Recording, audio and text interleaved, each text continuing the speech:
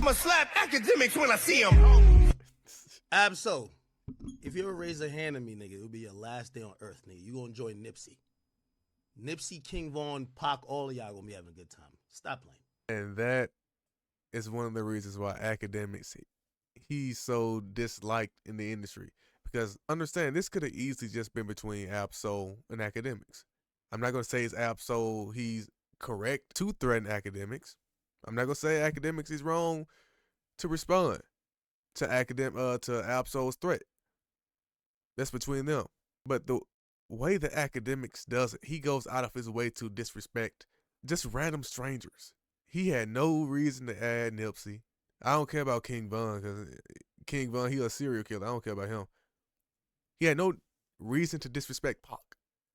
He just threw these names in because he knew for a fact Absol, West Coast, TDE, in the middle of an East Coast versus West Coast battle, knowing that DJ Akademiks does not like the West Coast and he's not welcome there. So he intentionally says these things on purpose, knowing for a fact he's going to get a response. He knows exactly what he's doing. I hate you pussy ass rappers. Y'all don't talk tough to nobody. We ain't see you slap nobody. Niggas ain't even hear your voice, my nigga. Stop it.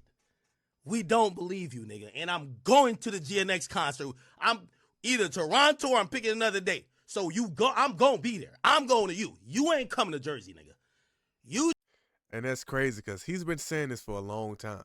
Akademiks, he's been saying, I'm going to this concert, I'm going to this show, I'm going to that show. And guess what? He's not went to any of these shows yet. Now understand, we have proof. Exhibit A. Anybody notice? We just bought a suite at motherfucking MetLife when that nigga Kendrick come. We got the whole suite. I'm popping up in there. Yo, How much?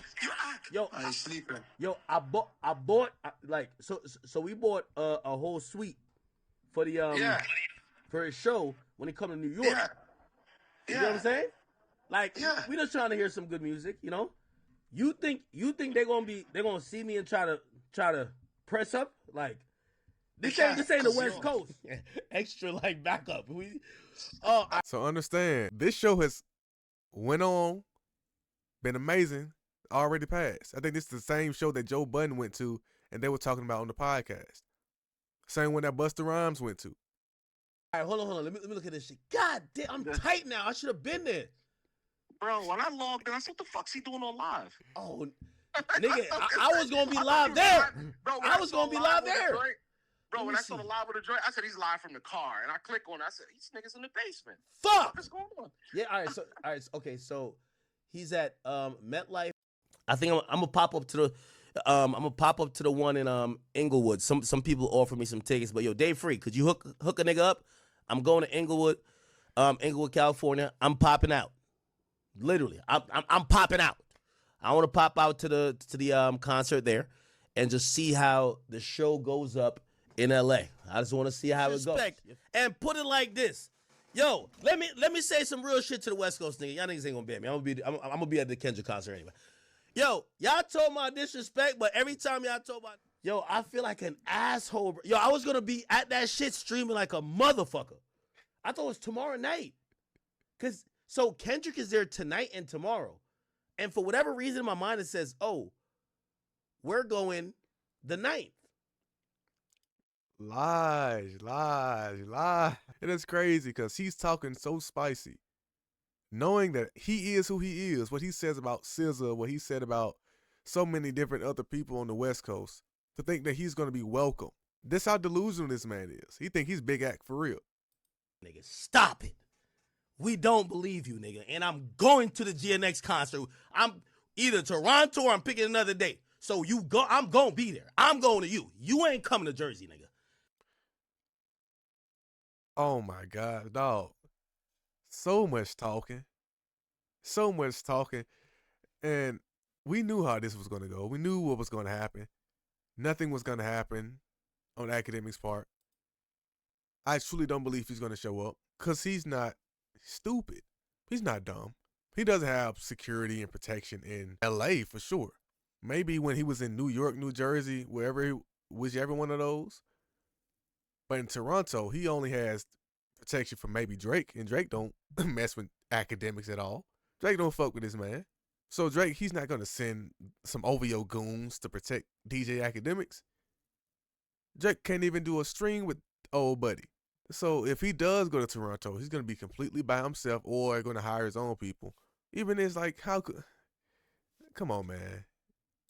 You ain't coming to Jersey, nigga. You try to slap me, nigga, it's your last day on earth, nigga. You take your last couple deep breaths, hope you wish your whole family. What are y'all niggas talking about? Fuck is you talking about, nigga? Yo, that little goofy shit y'all talking about, like, bro, it's not happening. What are you talking about? What are you nigga talking about? The nigga violating you don't want to slap him? Or maybe we're just rapping. I think he probably just rapping. I'm so not like that. The fuck is this nigga talking about? And it's crazy. Because I understand as a man, you're upset when someone says, hey, I'm going to slap you, especially when it's on the song. It's public. You have a huge audience. Your manhood's being tested. But you can obviously tell that Akademiks, he's never been the physical guy. Of course, not in the athletic sense, but I mean, he's not used to fighting. Just seeing the way he speaks to women in general. The way he speaks on men. He's not used to this, man. He's a good kid. He's a suburban kid. He went to college. He got his degree. He's not that type of dude. He's not a shooter. He's not a gangster. He's not a killer. He's not willing to take somebody's life. He's talking too much. But understand, this is going to be bad for him, not just physically, because I truly don't believe something's going to really bad happen to Akademiks, because who cares? Like, we know for a fact he's just a talker. And he's doing these things on purpose to get under our skin. But at the same time, I don't understand what he gets out of this. Because then he just feels like, well, I can just apologize. It's just words. And I'll still be able to pop up at Kendrick's concert in LA after what he said about SZA. After all the things. Nah, come on, man. Nah. And then even then, we're only hearing about him speaking about this rap battle because of his dislike of the West Coast. He wasn't covering this rap battle at all. One of the biggest conversations in hip-hop this year. And he only made one tweet. And that was in reference to trying to diss Kendrick Lamar, saying that he needs to respond to Joey Badass. And there's been a lot of people that's been calling not just DJ Akademiks, but a certain segment of hip-hop media that has completely neglected this entire battle. No post, no YouTube videos, no live streams, nothing. They've just been sitting back watching, waiting for their moment to say, look, Kendrick's not doing this, Kendrick's not doing that. They don't care about Joey. They don't care about Ray. They don't care about Daylight. They don't care about Absol. They don't care about rapping or hip-hop. They only care about pushing their certain agendas. Right now, they're on the Diddy trial, and that's it. As soon as that dries out, they're going to grift on something else. So it is what it is, man. Y'all got this goofy-ass nigga talking like this? Absol, I'll give you an address, nigga. I dare you to pull up and try to slap me. It'll be your last day on earth. I've been praying and begging for one of y'all rap niggas to give an example. What are you talking about?